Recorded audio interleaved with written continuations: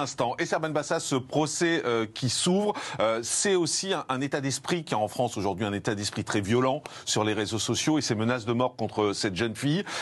Vous comprenez aujourd'hui que cette jeune fille soit dans un état compliqué, dans un état difficile, soit obligée de vivre sous protection policière. Est-ce que vous pensez qu'à un moment donné, elle est allée trop loin ?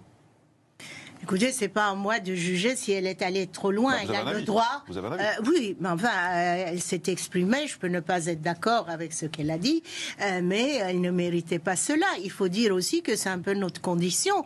Nous recevons des tweets d'une violence, d'une agressivité, avec quand même des éléments de la vie privée qui ont été recueillis sur Internet. C'est insupportable. Donc je comprends que cette personne se trouve dans cet état.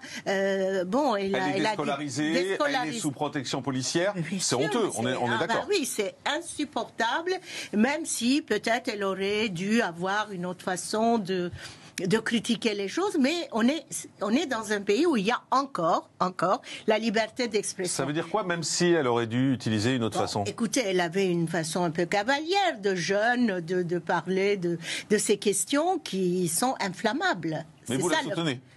Ouais, je la soutiens, bien sûr. Pourquoi je la soutiendrais pas ? Comme il y a un mais sur ses propos, je vous demande. Oui, mais c'est pas parce que les gens s'expriment et qu'on n'est pas d'accord avec leur façon de s'exprimer qu'on doit accepter cette violence. Cette violence a toujours existé, mais aujourd'hui, avec les réseaux, c'est insupportable et c'est déshonorant. Et en plus, c'est blessant. Mais en tout cas, je note que vous ne faites pas partie de ceux qui disent qu'elle est allée trop loin.